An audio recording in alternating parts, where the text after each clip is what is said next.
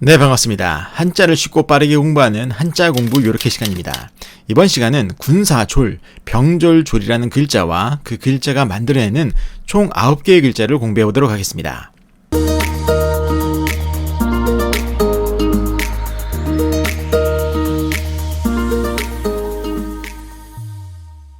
네, 군사졸, 병졸졸이라는 글자와 그 글자가 만들어내는 9개의 글자를 공부하고 있는데요.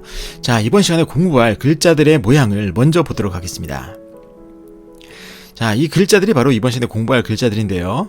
자, 그 모양을 가만히 보세요. 가만히 보시면 이번 시간에 핵심이 되는 군사졸이라는 글자의 모양이 나머지 글자 안에서도 잘 보이시죠? 자, 그러면 먼저 이번 시간에 핵심이 되는 군사졸, 병졸졸이라는 글자를 먼저 공부하고 나머지 글자들을 살펴보도록 하겠습니다. 자, 이 군사졸 또는 병졸졸이라는 이 글자는 재밌게도 결합 글자입니다. 그러면 어떠한 글자들이 결합을 했나 살펴보면 이 글자는 윗부분과 아랫부분으로 위아래로 나눠 살펴볼 수 있습니다. 그래서 이 글자의 윗부분은 어떤 글자냐? 이 글자의 윗부분은 좀 그 모양이 좀 이상하게 생겼죠. 자, 그럼 저 글자는 어떤 글자냐? 저 글자는 본래 사람이 입고 다니는 옷을 가리키는 옷의라는 부수 글자가 있는데 바로 그 글자의 변형이에요. 자, 그럼 옷의라는 글자의 본래 모양도 한번 보도록 하겠습니다. 자, 이것이 바로 이 옷의라는 그 부수 글자인데 이 옷의라는 글자의 아랫부분이 복잡한 모양이 결합을 하면서 그 윗부분, 오늘 배우는 글자의 윗부분에 한글에서 쉬운 모양 두 개가 들어있잖아요. 바로 그 모양을 바뀐 거예요. 이렇게. 아시겠죠? 자, 그래서 이 글자의 윗부분은 바로 옷의라는 글자의 변형이다 라고 보시면 되겠고, 이 글자의 아랫부분은 뭐냐? 자, 이 글자의 아랫부분은 숫자 10을 가리키는 열십 같아 보이는데 열십과는 아무런 관련이 없습니다. 자, 그럼 저건 뭐냐? 이것은 옷에 나 있는 어떠한 무늬 같은 거예요. 무늬 또는 문양, 뭐 그런 것, 문양 같은 겁니다. 자, 그래서 이해를 돕기 위해서 이 글자의 서체 변화를 한번 보도록 하겠습니다. 자, 이것이 바로 군사졸, 병졸졸이라는 글자의 서체 변화인데 가장 왼쪽에 초기 모양을 보시면 저게 어떤 모양인지 아시겠어요? 잘 모르시겠죠? 저건 바로 우리가 입고 다니는 옷의 상의입니다. 상의인데 그 가운데 X표가 져 있는 것은 뭐냐?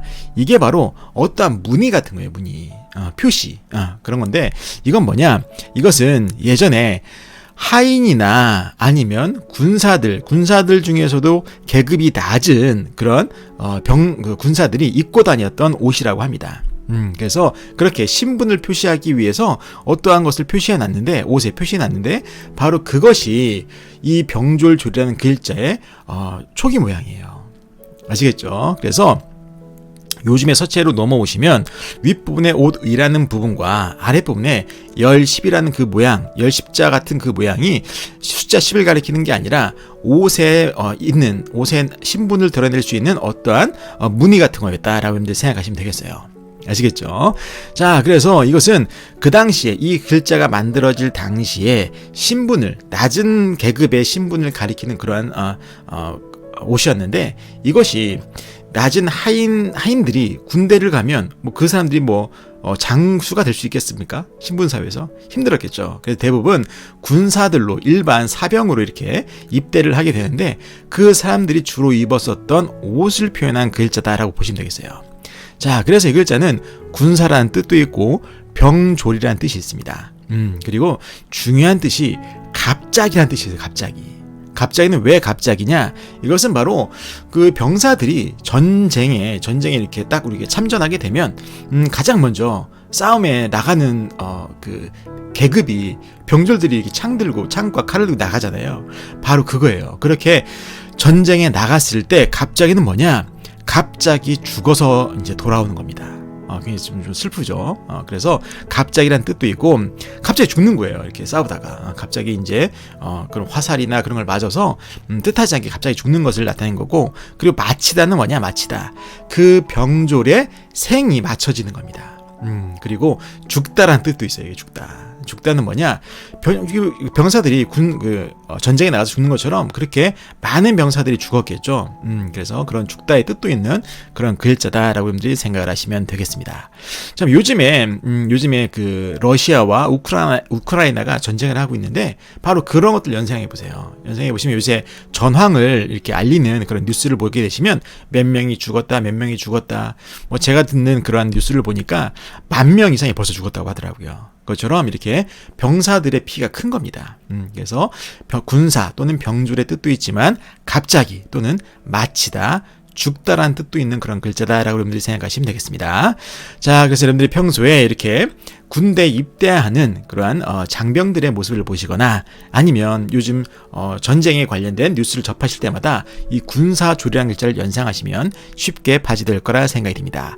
자, 그럼 이 글자는 우리의 생활 속에서 어떻게 사용되냐? 바로 오합지졸에서의 그 졸자 또는 창졸지간이라고 할 때 그 졸자가 바로 이 군사졸, 병졸졸이라는 글자입니다. 그래서 여러분들이 평소에 이러한 한자를 사용하시거나 아니면 전쟁에 관련된 뉴스를 보시거나 아니면 입대하는 장병들의 모습을 보실 때마다 이 글자를 연상하시면 쉽게 바지가 되겠습니다. 자, 그래서 군사조리라는 글자를 살펴봤고 다음 글자 보도록 하겠습니다. 다음 글자는 갑자기란 뜻을 가지고 있는 갑자기졸이라는 글자예요. 갑자기졸. 자, 이 갑자기졸이라는 이 글자는 결합 글자인데 이번 시간의 핵심이 되는 군사졸이라는 글자와 그리고 왼쪽에 어떤 글자가 더해졌냐? 이것은 개, 짐승 중에서 동물 중에서 개를 가리키는 개견이라는 글자예요. 자, 이 개견이라는 글자의 본래 모양을 한번 볼까요? 자, 이것이 바로 개견이라는 글자의 본래 모양인데 이 개견이라는 글자가 다른 글자와 결합을 할 때 새로운 글자의 왼쪽에 위치하게 되면 그 모양이 갑자기 졸에서의 왼쪽처럼 변하기도 합니다. 그래서 이 글자의 왼쪽은 개를 가리키는 개견이다 라고 보시면 되겠어요. 그래서 결국엔 개와 군사가 결합해서 갑자기라는 뜻이 된 겁니다. 개와 군사가 결합해서 갑자기다. 잘 이해가 안 되시죠? 이게 뭐냐? 자, 이것은 개들이 이렇게 우리가 거리를 다니다 보면은 갑자기 어디선가 뭐 튀어나오잖아요. 바로 그거예요. 그렇게 개구멍이나 담벼락 옆에서 갑자기 개들이 튀어나와서 사람들 놀라게 할 때가 있는데 바로 그렇게 개들이 갑자기 등장을 해서 사람을 놀래키는 그런 모습을 연상하시면 좋겠고 또 오른쪽에 있는 군사졸은 뭐냐? 제가 군사졸이라는 글자를 말씀을 드릴 때 갑자기란 뜻도 있다는 말씀드렸잖아요. 바로 그 갑자기란 뜻으로 결합된 거예요. 여기서는. 그래서 오른쪽에 군사들이 갑자기 생을 바치는 그런 것과 갑자기 개가 튀어나오는 그 공통적인 특징을 결합해서 다시 갑자기라는 뜻의 글자를 만들게 됐다라고 여러분들이 생각하시면 되겠습니다. 그래서 여러분들이 평소에 개들이 갑자기 골목에서 탁 튀어나오는 그러한 모습을 보시면서 놀라실 때마다 이 글자를 연상하셔도 쉽게 바지될 거라 생각이 듭니다. 자, 그럼 이 글자는 우리의 생활 속에서 어떻게 사용되냐? 우리가 졸지에 어떻게 됐다라고 할 때 그 졸지에서의 졸자가 바로 이 갑자기 졸이고 그리고 졸부라고 하죠. 갑자기 부자가 된 사람들. 바로 그 졸부라고 할 때 그 졸자 또한 이 갑자기 졸이라는 글자입니다. 그래서 여러분들 평소에 이러한 한자를 사용하시거나 아니면 강아지들이 막 뛰어다니다가 갑자기 튀어나와서 놀라실 때마다 이 글자를 연상하셔도 쉽게 바지될 거라 생각이 듭니다. 자, 이렇게 해서 갑자기 졸이라는 글자를 살펴봤고 다음 글자 보도록 하겠습니다. 다음 글자는 술에 취하는 것을 나타낸 취하다 취라는 글자입니다. 자, 이 취하다 취라는 글자는 재밌게도 이번 시간에 핵심이 되는 군사졸이라는 글자와 그리고 왼쪽이 어떤 글자냐? 저것은 닭 또는 술을 가리키는 술유라고 하기도 하고 닭유라고 하기도 하는 그런 부수글자예요. 그래서 여기서는 닭이란 뜻이 아니라 술이란 뜻으로 결합된 술유라는 글자다라고 보시면 되겠어요. 자, 그래서 저 글자는 뭐냐? 술이라는 뜻과 군사가 결합해서 취하다의 뜻의 글자가 된 겁니다. 술과 군사가 결합해서 취하다. 잘 이해가 안 되시죠? 잠깐 뭐냐? 이 취하다 취라는 글자를 이해하기 위해서는 바로 이 글자의 오른쪽에 있는 군사졸이라는 글자를 정확하게 알고 계셔야 돼요. 제가 군사졸이라는 글자를 말씀을 드릴 때 이 글자 안에는 군사, 병졸 또는 갑자기, 마치다, 죽다라는 뜻이 있다는 말씀드렸잖아요. 바로 그거예요. 그래서 여기서는 군사라는 뜻으로 결합된 것이 아니라 마치다의 뜻으로 결합이 된 겁니다. 그래서 뭐냐? 술과 마치다가 결합된 겁니다, 이게. 그래서 그거 무슨 뜻이냐? 술을 먹었는데 그 술자리가 마친 겁니다. 끝난 거예요. 자, 그렇게 술자리가 끝났을 때 술을 먹으면서 그 술자리에 있었던 사람들은 어떻게 되죠? 상태가? 그렇죠. 술에 취한 상태가 되겠죠. 바로 그거를 나타내는 글자다라고 보시면 되겠어요. 그래서 여러분들이 평소에 어떠한 술자리 모임 같은 걸 가지시고 그 술자리 모임이 끝났다. 그러면 자신이 취했을 때, 또는 잘 술을 안 드시는 분들은 그 술자리에 계신 분 누군가가 취하신 분들이 계시잖아요. 그런 분들을 볼 때마다 취하다 취라는 글자를 연상하시면 쉽게 바지될 거라 생각이 됩니다. 자, 그럼 이 글자는 우리의 생활 속에서 어떻게 생각되냐? 바로 취객이라고 할 때 그 취자, 또는 심취에서의 취자, 만취에서의 취자가 바로 이 취하다 취라는 글자입니다. 그래서 여러분들 평소에 이러한 한자를 사용하시거나 아니면 술 자리가 끝났을 때 취해 계신 분들의 모습을 보실 때마다 이 글자를 연상하신다면 아주 쉽게 바지가 될 거라 생각이 됩니다. 자, 이렇게 해서 취하다 취라는 글자를 살펴보았고, 다음 글자 보도록 하겠습니다. 다음 글자는 새 중에 한 종류인 물총새를 가리키는 물총새 취라는 글자입니다. 자, 이 물총새 취라는 글자는 이번 시간의 핵심이 되는 군사조리라는 글자와 새의 날개를 가리키는 깃우라는 그런 부수 글자를 위아래로 결합해서 만들어낸 글자입니다. 그래서 이 글자의 윗부분은 바로 새의 양 날개를 가리키는 깃우라는 글자예요. 그리고 이 글자의 아래쪽은 군사조리라는 글자죠. 자, 그래서 깃우와 군사조리 결합해서 물총새라는 뜻의 글자가 된 겁니다. 자, 이거 뭐겠습니까? 자, 이 글자를 이해하기 위해서는 여러분들이 물총새를 아셔야 돼요. 물총새에 대한 영상을 한번 검색해 보세요. 그 물총새가 사냥을 하는데, 먹잇감을 잡기 위해서 물고기를 사냥하는데 그 모습을 보시면 이 글자가 이해가 되십니다. 그래서 물총새는 긴 부리, 창과 같은 그 긴 부리를 가진 새인데, 그 긴 뾰족하고 날카로운 그 긴 부리로 물고기들을 사냥을 해요. 날아가서 사냥을 하는데 그 모습이 마치 군사들이 창을 들고 던지는 모습과 비슷하다고 해서 이렇게 글자가 만들어지게 된 거예요. 아시겠죠? 그래서 여러분들이 평소에 이러한 물총새가 물고기를 잡아먹는 그런 모습, 또는 유충을 잡아먹는 그런 모습들을 보시면서 이 글자를 연상하신다면 쉽게 바지될 거라 생각이 됩니다. 자, 이렇게 해서 물총새취라는 글자를 살펴봤고, 다음 글자 보도록 하겠습니다. 다음 글자는 부수는 것을 나타낸 부수다 쇠라는 글자입니다. 자, 이 부수다 쇠라는 글자는 재밌게도 이번 시간에 핵심이 되는 군사조리라는 글자와 왼쪽에 돌을 가리키는 돌석이라는 글자를 결합해서 만들어낸 글자예요. 즉, 돌이라는 뜻과 군사라는 뜻이 결합해서 부수다라는 뜻의 글자가 된 겁니다. 돌과 군사가 결합해서 부수다. 좀 잘 이해가 안 되시죠? 설명드리면, 이 글자의 오른쪽은 군사라는 뜻으로 결합된 것이 아니라 어떤 뜻으로 결합되냐? 바로 마치다라는 뜻으로 결합된 거예요.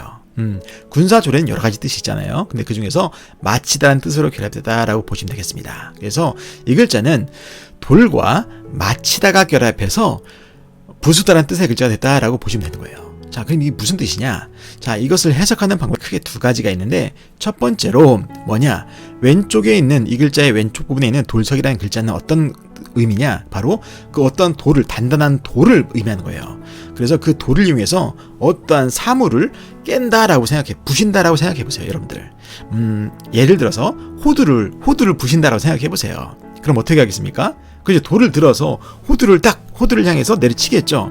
그러면 그 호두는 어떻게 됩니까? 당연히 깨지겠죠. 그죠? 돌보다 강도가 약하니까 깨지게 될 텐데, 바로 그것을 나타낸 거예요. 그래서 오른쪽에 있는 마치다라는 것은 뭐냐? 그 부서지는 그 사물의 특징과 고유의 특성이 맞춰지는 것을 의미하는 겁니다. 아시겠죠? 그렇게 됐을 때 부서진다라고 해서 부수다의 뜻의 글자가 됐다라고 하는 해석이 첫 번째 해석이고, 두 번째 해석은 뭐냐? 자, 왼쪽에 있는 돌석이라는 글자, 이 돌이라는 글자가 오른쪽에 있는 마치다는 뭐냐? 이 돌의 특성을 맞춘 겁니다.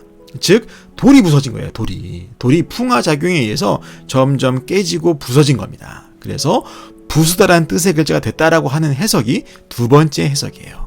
어떤 해석이 됐던 돌을 이용해서 뭔가를 깨거나 아니면 돌 자체가 부서진 거, 어떠한 특징을 맞춘 것을 표현한 글자다라고 여러분들이 생각을 하시면 되겠습니다. 평소에 돌을 이용해서 뭔가를 깨는 그러한 경험을 하시거나, 아니면 돌이 풍화작용에 의해서 모래처럼 자꾸 깨지는 그러한 모습을 보실 때마다 이 글자를 연상하신다면 쉽게 파지될 거라 생각이 됩니다. 자, 그럼 이 글자는 우리의 생활에서 어느 때 사용되냐? 우리가 분쇄라고 할 때 그 쇠자, 또는 파쇄에서의 쇠자가 바로 이 부수다 쇠라는 글자입니다. 그래서 여러분들이 평소에 이러한 한자를 사용하시거나 아니면 돌을 위해서 뭔가를 부시거나 아니면 돌이 부서지는 모습을 보실 때마다 이 글자를 연상하시면 쉽게 파지될 거라 생각이 듭니다. 자, 이렇게 해서 부수다쇠라는 글자를 살펴봤고 다음 글자 보도록 하겠습니다. 다음 글자는 순수한 것을 나타낸 순수하다 수라는 글자입니다. 자, 이 순수하다 수라는 글자는 재밌게도 이번 시간의 핵심이 되는 군사조리라는 글자와 왼쪽에 쌀을 가리키는 쌀미, 이 두 개의 글자를 결합해서 만들어낸 글자예요. 군사와 쌀이 결합해서 순수하다. 전혀 이해가 안 되시죠? 설명을 드리면 이 글자를 이해하기 위해서도 바로 이 오른쪽에, 이 글자의 오른쪽에 있는 군사조를 군사로 해석하시면 안 되고 마치다라는 뜻으로 해석을 하셔야 돼요.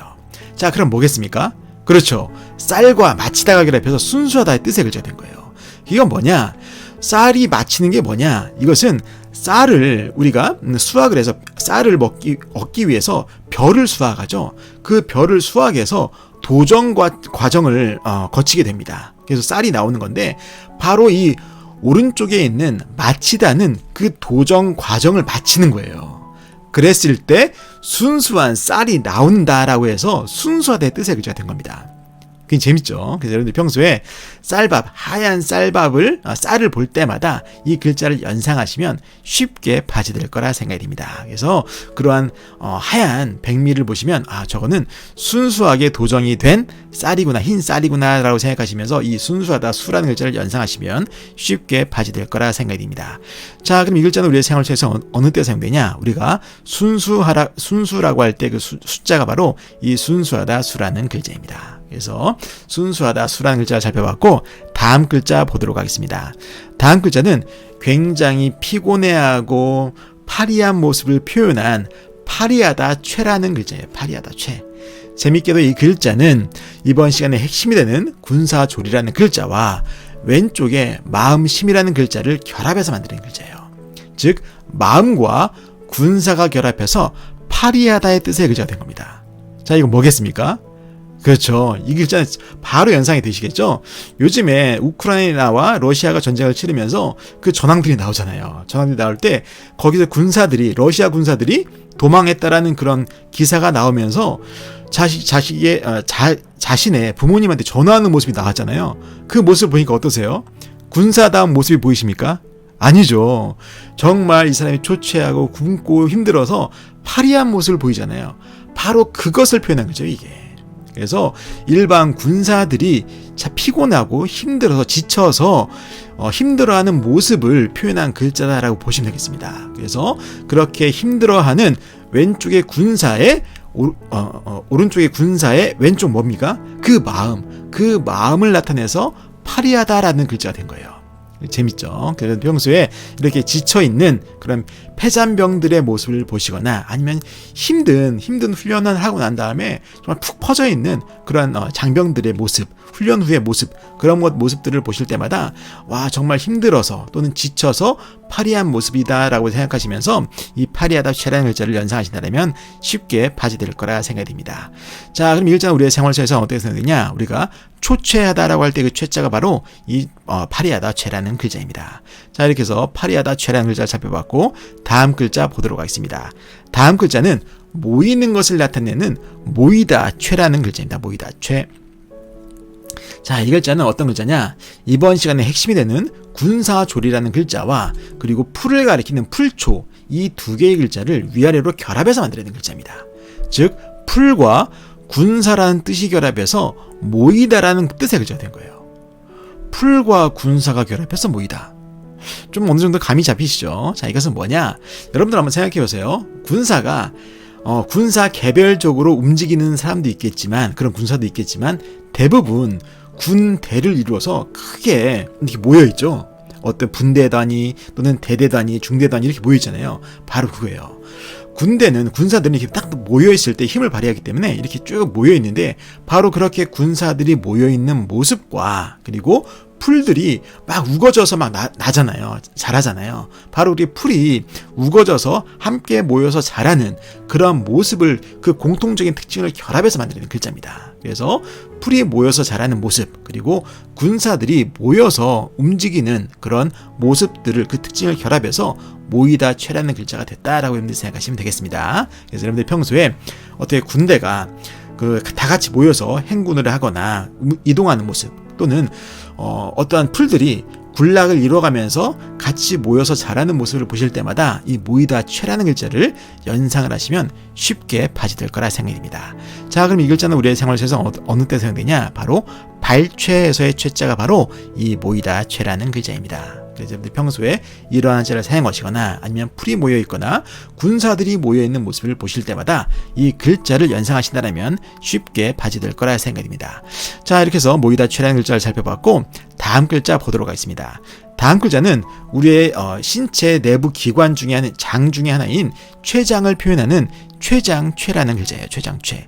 이 췌장최라는 글자는 조금 전에 살펴봤었던 모이다 최라는 글자와 그리고 왼쪽에 고기를 나타내는 고기육이라는 글자를 결합해서 만드는 글자예요. 자, 이 글자의 왼쪽은 그 모양이 하늘에 떠있는 달월과 비슷해 보이지만 달월이라는 글자가 아닙니다.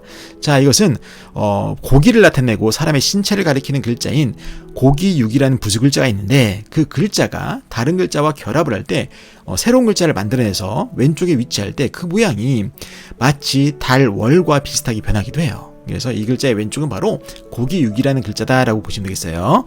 자, 그래서 고기와 모이다 최라는 글자가 결합을 해서 우리의 신체의 장기 중에 하나인 췌장을 나타내는 글자가 됐습니다. 자, 이거 뭐겠습니까? 그렇죠. 여러분들 췌장이라는 그 장기를 좀 이해하시면 좋겠는데, 췌장이 우리 몸 깊숙한 곳에 숨어져 있대요. 간 뒤에. 그래서 그걸 곰곰이 연상을 해보세요. 그래서 이 글자의 왼쪽 고기육은 뭐냐? 우리 신체를 가리키는 것이고, 그리고 오른쪽에 있는 모이다 최는 뭐냐?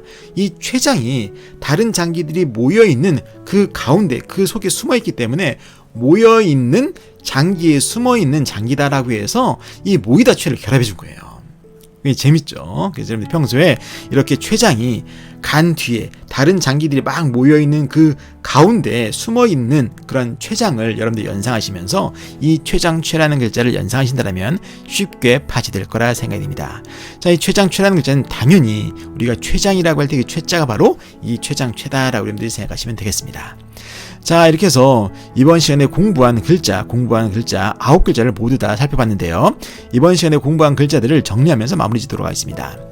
자, 먼저 이번 시간에 핵심이 되는 군사조리라는 글자를 살펴봤어요. 군사조리라는 글자는 군사와 병졸이라는 뜻뿐만 아니라 갑작이라는 뜻도 있었고, 마치다, 죽다라는 뜻도 있다고 말씀드렸지 않습니까? 그래서 이런 것들을 여러분들이 충분히 연상하신 다음에 다음 글자를 해석하실 때 어떠한 뜻으로 결합됐나 이렇게 유추해 보시면서 생각하신다면 쉽게 파지게 되겠고, 중요한 것은 바로 이 글자 군사조리라는 글자가 다른 글자와 결합을 하면서 그 음이 어떻게 변화해 왔나를 여러분들이 생각을 하셔야 되는 거예요. 그래서 회의 글자라는 것은 새로운 음도 새롭게 만들어진 건데, 이때 군사조리라는 글자에서 조리라는 음이 만들어졌고, 그리고 이 글자가 다른 글자와 결합을 하면서 이 조리라는 글자가 그대로 사용되기도 하고, 그리고 갑자기 조리라는 그대로 사용됐죠. 그리고 취하다 취라는 글자에서는 이 초성 지읒이 치읒으로 변한 겁니다, 이게. 그리고 취하다 취 또는 물총새 취, 부수다 쇠라는 데에서는 초성 치읒이 다시 시읒으로 바뀐 거예요. 아시겠죠? 그래서 여러분들이 이해하셔야 되는 게 뭐냐?